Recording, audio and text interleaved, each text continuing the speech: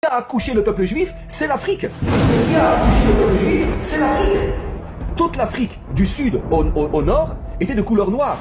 Rachid, un de nos commentaires les plus importants, dit clairement que tous les Égyptiens, au moment où les Juifs étaient esclaves là-bas, étaient de couleur noire.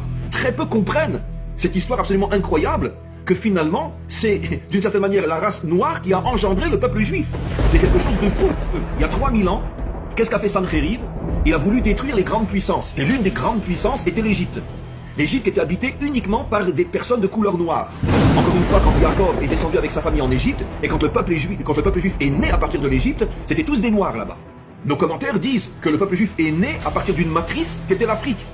L'Afrique dans le sens que les habitants de l'Égypte, Pharaon était noir. Pharaon était noir. Pharaon était noir. Et tous les habitants de l'Égypte à l'époque où Israël s'est retrouvé là-bas et est né à partir de cet endroit, tous, dans leur grande majorité, étaient des noirs. Et c'est quelque chose de fou, c'est quelque chose d'absolument incroyable. Surtout que nos maîtres comparent, encore une fois je me répète, parce que c'est tellement important, nos maîtres comparent la sortie d'Égypte à la sortie d'un enfant du ventre de sa mère. C'est comme si d'une certaine manière l'Égypte noire de l'époque était la mère qui avait enfanté le peuple juif. C'est quelque chose de fou que 99% des hommes et des femmes sur terre ne savent pas. Et j'oserais presque dire même à l'intérieur de notre peuple, très peu comprennent cette histoire absolument incroyable que finalement c'est d'une certaine manière la race noire qui a engendré le peuple juif. C'est quelque chose de fou. C'est quelque chose de fou ce que je vous explique. Et je vais expliquer encore d'autres choses que vous allez comprendre. Nos maîtres nous rapportent déjà dans des commentaires, il y a déjà depuis très très longtemps, que quand Alexandre le Grand, vous avez tous entendu parler d'Alexandre le grand conquérant grec, il a conquis, comme on le sait, le monde entier. Je parle du monde civilisé de l'époque. Et la dernière étape où il a été, c'est écrit dans le Talmud et dans d'autres textes, donc des textes qui datent depuis de 2000 ans, que la dernière étape où il a voulu continuer sa conquête, c'était en Afrique. Il est parti en Afrique.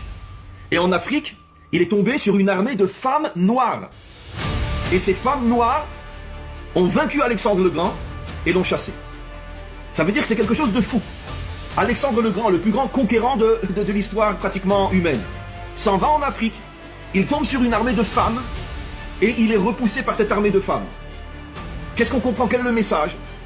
Et je vais expliquer dans quelques instants, malheureusement, ce qui s'est passé après en Afrique. C'est que nos maîtres nous expliquent depuis plus de 200 ans, depuis plus de 2000 ans, qu'au départ, le peuple africain était tellement fort sur le plan physique que même des femmes africaines sont arrivées à repousser l'armée d'Alexandre le Grand.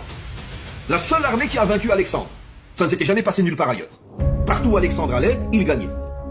Maintenant, donnons un exemple simple aussi. Sur le plan sportif, les plus grands athlètes dans le monde, c'est sûr qu'il y a des blancs, des jaunes aussi, mais parmi on pourrait dire, la première ligne des puissants athlètes, que ce soit en boxe, que ce soit en course, que ce soit dans tout ce qui est l'athlétisme, etc., ce sont quand même des noirs. On voit que les noirs ont une puissance physique inimaginable, surtout dans le domaine de la boxe. Tous les champions de boxe mondiale, pratiquement à une ou deux exceptions près, sont des noirs. Et je reviens à ce que j'explique.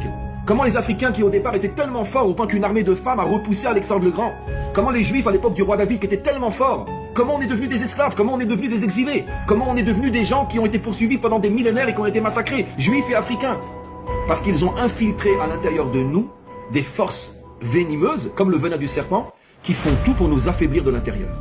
Donc vous voyez mes amis que finalement, c'est toujours comme ça. C'est les peuples les plus poursuivis, les plus volés, les plus piétinés, les plus humiliés. On a traversé la même histoire.